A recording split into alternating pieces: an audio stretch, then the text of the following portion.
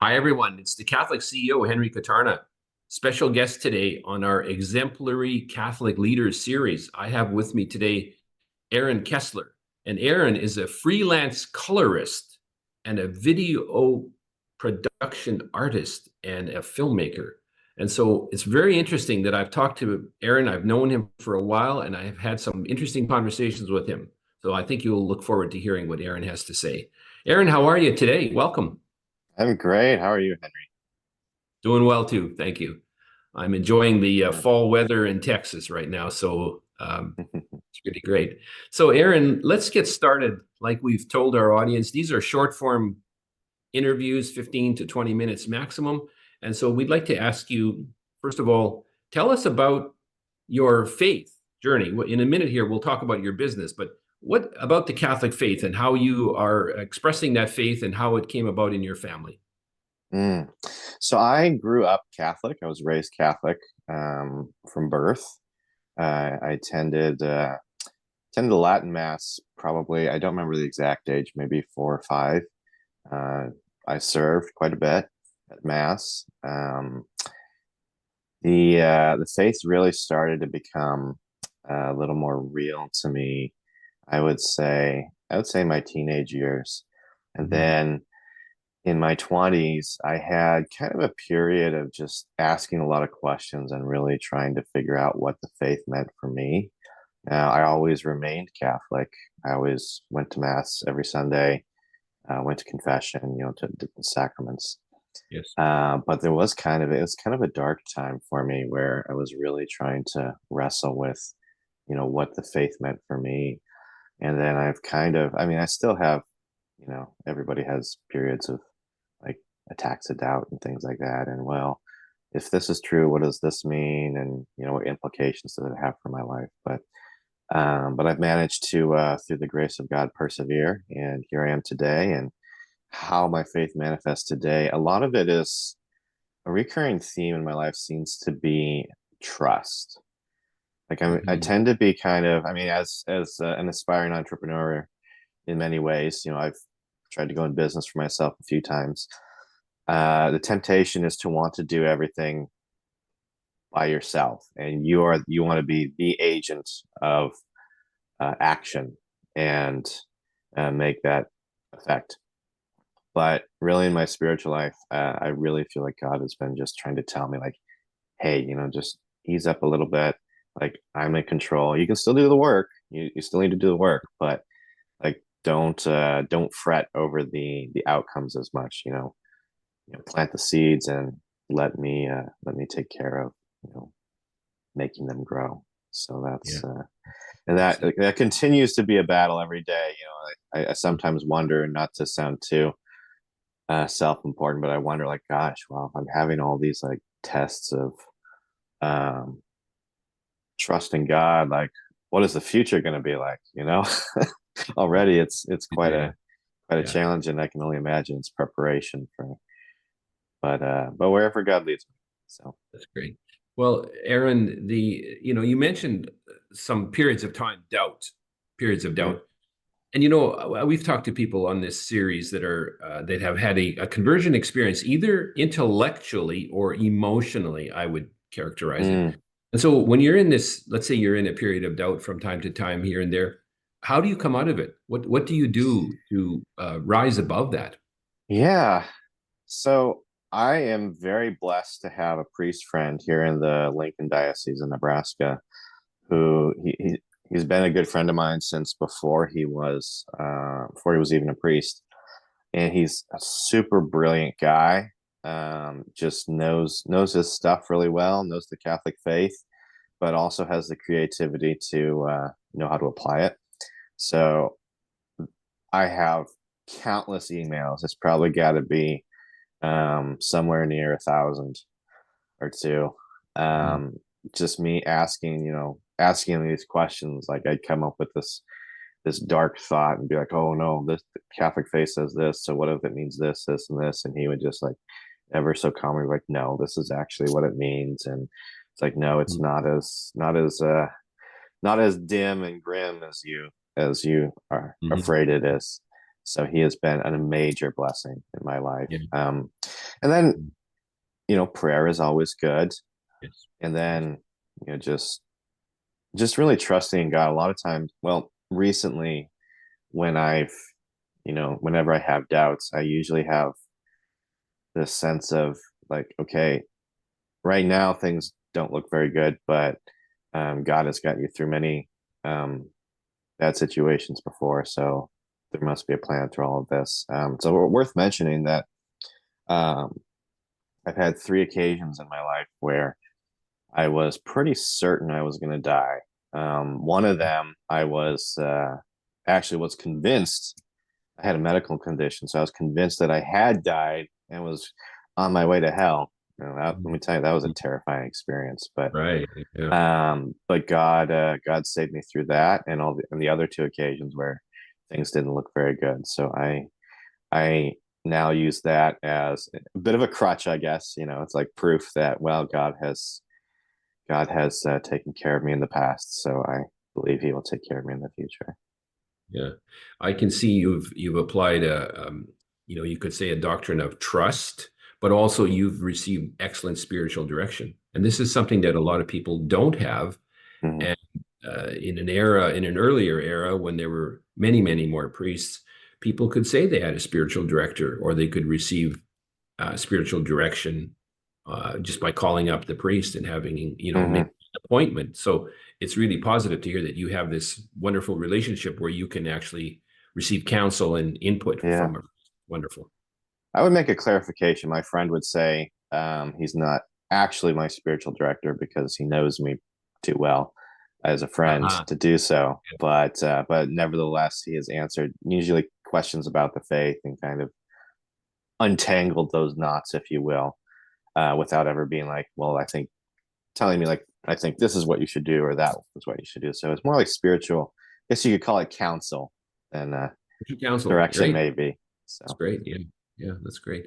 Well, Aaron, let's go to an area. I introduced you as a colorist and a Mhm. video production artist and then a filmmaker. So this is it's a complicated field, it seems. And maybe you could tell us what it is that you do and what have you done recently in this area? Yeah. So as a colorist, I'll go back to first of all, define what a colorist is. It's Sure. basically similar. It's kind of like Photoshop, but for video. So you know how you like edit photos in Yeah. Photoshop to get them looking nice, Yes. and sometimes apply a stylistic look to it. Well, it's basically that, but for video and film. So I've been interested in that since early in my professional career, which started about the year 2013. I know I had a little Canon 7D DSLR, and I noticed like, yeah, the footage from my little DSLR here doesn't look like the top-notch Hollywood production. Like, why is that?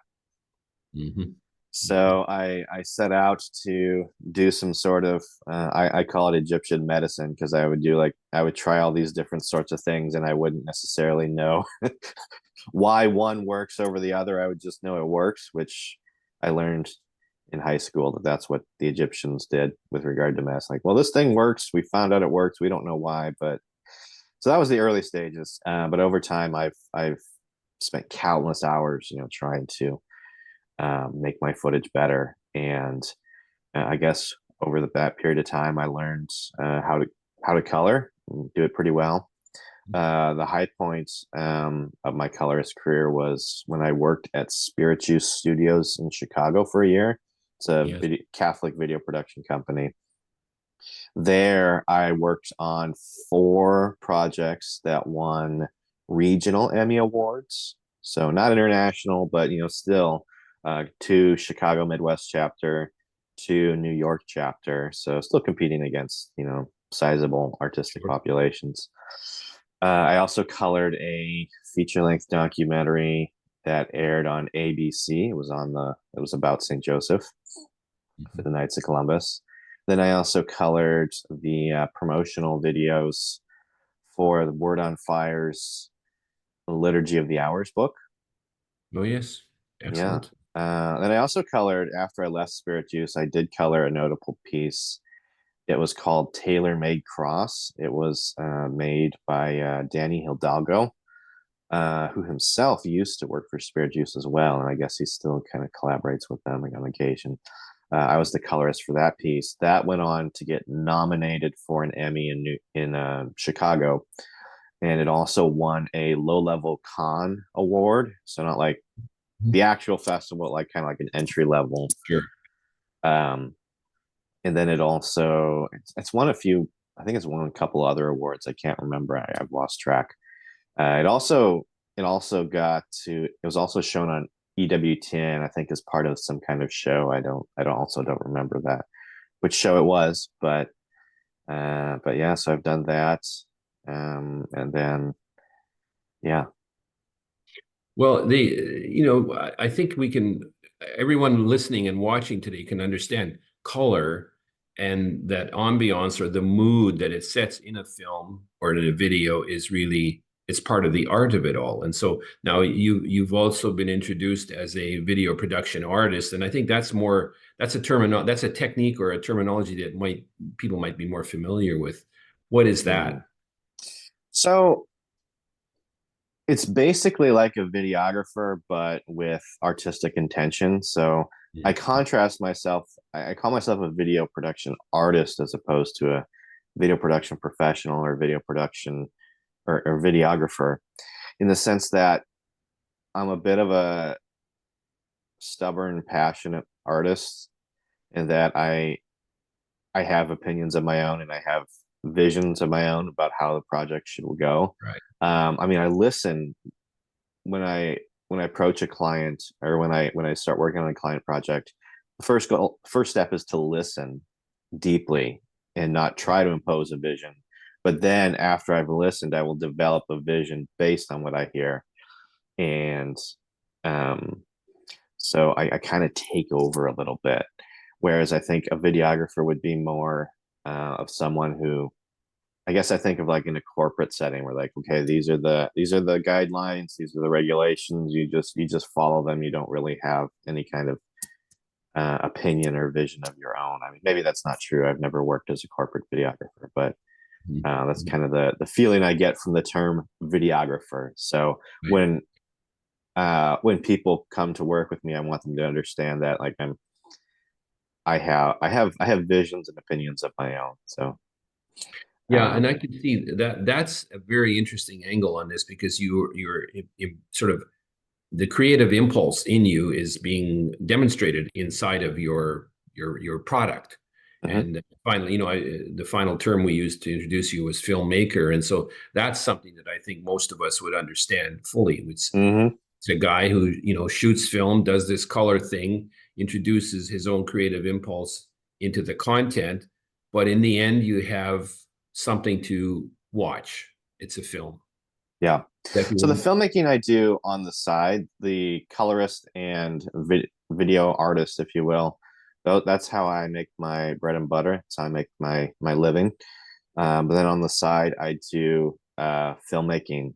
I make right now. I'm my general method of operation is to make the easiest film to make, because in my previous life, I tried to make a feature length film. It's about 85% finished. It never will be finished. So I've learned my lesson.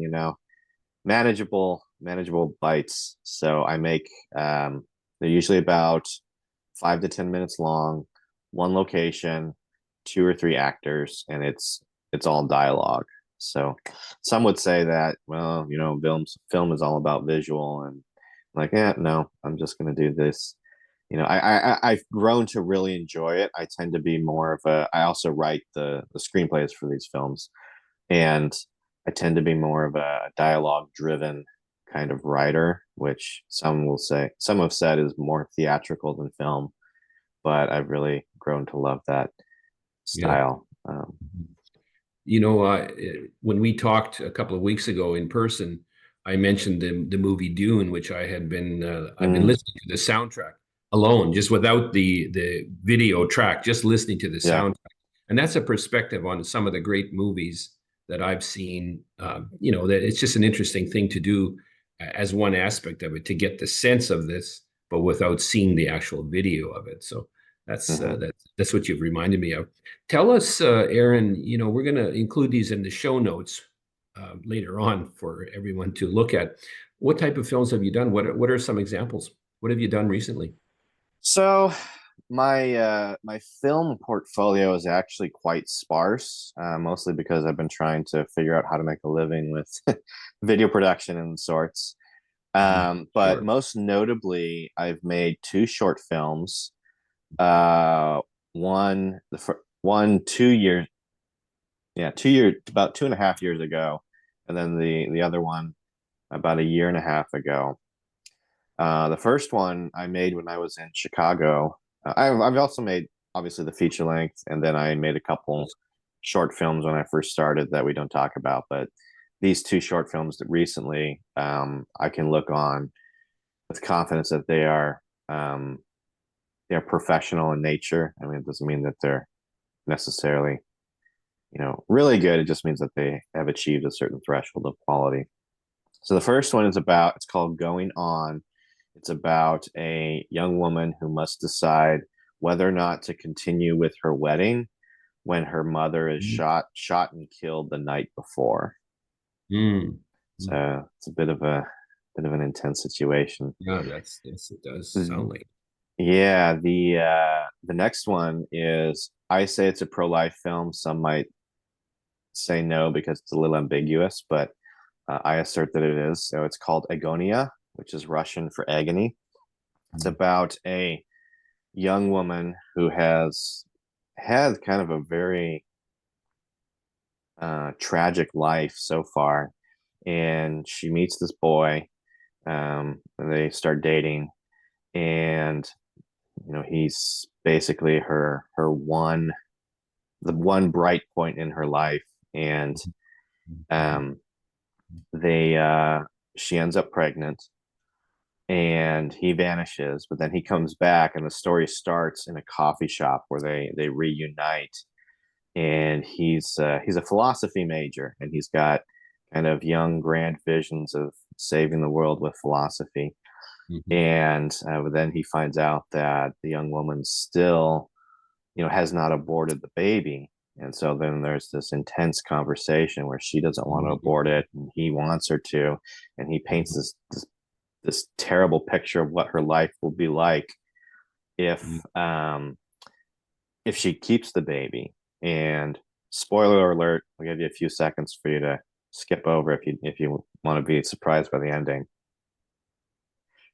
But in the end, she decides to go through with the abortion, but she's so beaten down and Mhm. it's so tragic that I don't think anyone with a heart could see that was a choice she really wanted to make.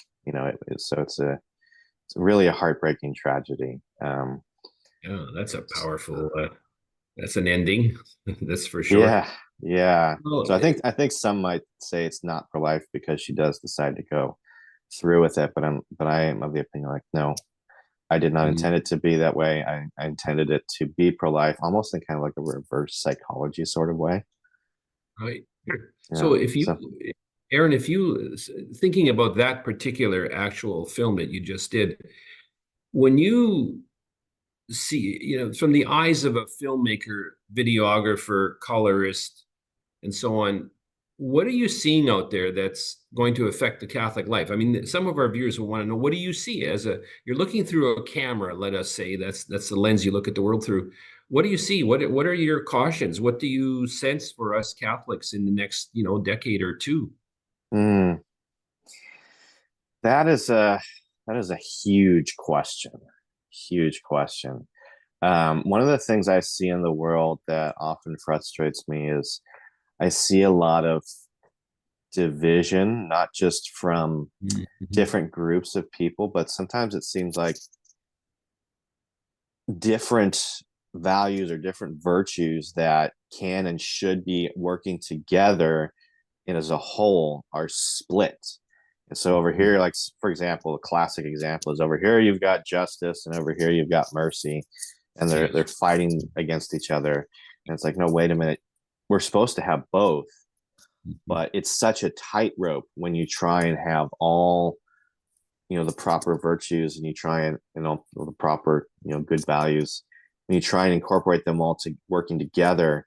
Sometimes it feels like you're walking on a tightrope. It's like you want to fall off into one, you want to fall off from the opposing one, and it's so easy to do. And then you get these groups, and they're just like, well, no, we have this. This is our value, and this is the right value. No, this is the like, we don't like you, so we're going to do the opposing value. And I just, and Well, I can only say that from my perspective, I think that's the work of the devil.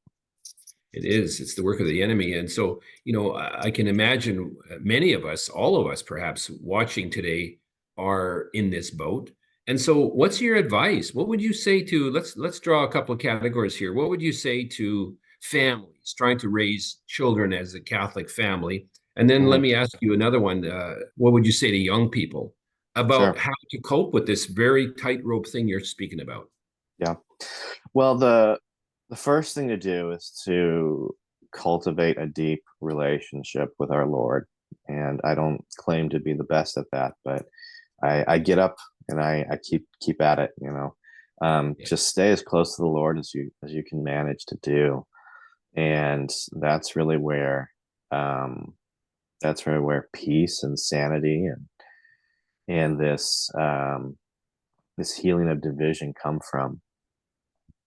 Um, I would counsel Catholic parents, though. It's kind of a different thing that was on my mind than the division, but I would say when raising your children, try to understand and try to respect what God wants from them as opposed to what the world wants from them. When I say the world, I don't necessarily mean like secular woke people. I mean, obviously that for sure, Yeah. but sometimes that can, the world can leach into even our parish communities. Yes. So I guess I speak from personal experience because going the film and the artistic route has not made me a lot of money, especially because am I have especially lately I do almost entirely work for Catholic organizations, and so Mhm. I don't make a lot of money, and I never have, and I probably never will. So to the world, that looks like a failure. And maybe even to some on the conservative right, it looks like a failure because I'm not, you know, doing something that seems to be of high economic value. But if God is calling me to do that, then that is what I should do. Yeah. But the world says otherwise. So if God is calling, I mean, most people are going to get married and get a usual job, whether it's like an accountant or something that reasonably pays the bills. So most people probably won't have to worry about. But we know in the lives of the saints that a number of them, for example, they wanted to join a religious community, but their parents were like, no, we want you to advance our status by getting married to this, nobleman or something like that. So I would counsel parents to be like, I know it's hard, but sometimes I think of my own poor parents who have had to put up with my artistic uh, career. So I would just counsel them, try to understand what God really wants for their Yeah. children and to promote that. And then as far as young people, how I would Mhm. counsel them in particular for the the division of values, if you will, I would say, and this is very generic advice for um or very broad advice for young people in general, but I think it really applies in this war of values, if you will, is try not to go after the flashy things or the things that are overly simple that you can grasp your mind around in an instant. Those are the dangerous things. And like I mentioned, it's a lot easier and flashier to just say we are warriors of justice, or we are merciful people, and it's easy to just compartmentalize. And then when young people see just that one thing, like, oh yeah, I'm really drawn to that. So it's really Mm. I think young youth is really a time where it's easy to fall into those things. And um, I would also counsel youth to really do a lot of introspection. I know youth is, especially young adulthood, when you get out in the world, it can be a very exciting time. But make some time to like really try and understand yourself and be familiar with what it is that maybe you have tendencies in a certain area that deviate from the truth. Like maybe, for example, you're a very generous, kind-hearted person who would want to think no ill of anyone. So you're drawn to, for example, to be um, only merciful without the justice, or the reverse is true as well. Maybe you're a disciplined, um, very disciplined, responsible person. And you're like, yes, justice, like we get our fair share because I work hard. Maybe you get drawn to that, and then you look down on the people who are like, well, what about the people who are not quite that way naturally? Like, what do we do? How do we, be humane to them? So Right. I would say those two things. Yeah. Well, there's a lot here to think about. You've talked about how we should pursue, uh, these are my words, the good, Mm-hmm. and not just go for the money. Um, Mm, so a young person, and we do have at the Catholic CEO, there are clients and friends of ours who are, photographers or filmmakers, videographers who try to make a living at this, and mm-hmm. they can do that to some extent, but they have to pursue secular projects, you might say. Yeah. And so you're suggesting to us that we should focus, and I think the younger generation today might be of that thought as well. Pursuing the money, they've seen an older generation, boomers, let's call them, who Mm-hmm. have done that, and what has it got to them? It's a loss in many ways. So Mm, there's a complicated story here, but I like what you're saying about pursuing something for the good of it and the mm, value of it and even the spiritual nature of it, as opposed to grabbing everything that's out there. And so again, yeah. those are my interpretation of what you said, but Sure. I think it's valuable advice for young people in particular. Yeah. I would make a caveat there. I'm not trying to say Mhm. that you shouldn't pursue secular projects. I mean, obviously, if they're Right. anti-Catholic in nature, like you can't do that. But if Exactly. if you're We just wouldn't like do that. like a an auto repart an auto parts store, like sure, go after Sure. it. I mean, if you feel called to do that. I tried to do that for a long time. I tried to go the secular business route, and the doors kept getting closed in my face. And now the door that seems to be open is doing work for Catholic organizations. So, I mean, that's just where God seems to have me right here. But maybe you are called to um, enter the secular world. But I guess I would just say, just be careful when you do it and know your strengths and weaknesses. Like if you're going to go there and you don't have the courage to, stand up against the criticism you might receive for your faith, then well, maybe that's not a good way to go. As Saint Thomas More said in the movie Man for All Seasons to Richard Rich, he's like, a Yes. man should not go where he's tempted. So, and I guess I've always Yeah. worried about, well, how am I going to say no in a secular situation? So maybe that's where I would be tempted, and maybe God's like, okay, we'll put you in there. So I guess I want to say, want to make clear that I'm not saying you can't do work in the Right. secular field. Just make sure that that's where God wants you to go, and He's equipped you with the. But Exactly. yeah, I mean, oftentimes we follow God, and that often means that like yeah, we're not going to be as maybe materially successful as if we had abandoned Him. Yeah. This is it's a powerful point, and in fact, it's the key issue inside the Catholic CEO when we work with clients. Mm, And we've talked about this, you and I. Sometimes the clients, feel that because they're Catholic or they're trying to operate their business according to Catholic principles, that it doesn't mean that they're going to be successful, or it means that they can't be mm, successful. It's not the case. I think we both agree it's not the case. You can be very successful in yeah, business, and you can still follow ethical principles and not be exploitive and not cheat and not lie and not be dishonest. You can do it. But I think the most important thing you've said today, Aaron, is go where God is leading you. yes, Listen for that, discern that, and do that. and then that's your, that's your ticket to heaven, so to speak. I don't want to make it over simple, but that's Sure. the approach. So let's do this. Let's talk now for a moment about where do we find you. You've given us some hints as to some of your films, and I'm sure you have a website, and we're going to put all that into the show notes so that our viewers can take a look at some of the work that you've done. But where do we Okay. find you, and what projects have you got coming up that need our support? Yeah. So I have a personal website, aaronpkessler.com. That's where I do. That's where I have all my video and colorist work. Well, not all of it, but that's where you can find the work that I do have online. So that's the video side of things. Then I have a website for my filmmaking, which is Curitsare Films, which there'll be a link in the description. It's a Yes. Romanian name, so it's might be hard to for us English speakers to infer the spelling from. And then I've got this media evangelism outreach that's in the very early stages. I'm kind of incubating Mm. it to see where it'll go. It's called Seraphic Content.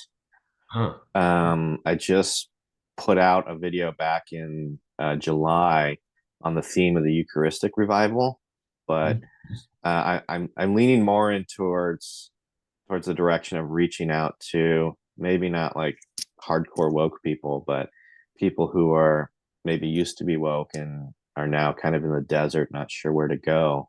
So I'm leaning more towards into making content that reaches them, goes out to meet them where they're at and kind of understand what they're going through, and then just kind of like nudge them a little closer and closer to the promised land. So that is something that I'm in the process of making. What is it? I think three new videos for that. Hopefully those will be finished sometime in November. I've also got new short film that I'm working on. I'm planning on filming in the end of November. I can just read you the log line here. Let me bring it up. Sure. Give me a second to find it.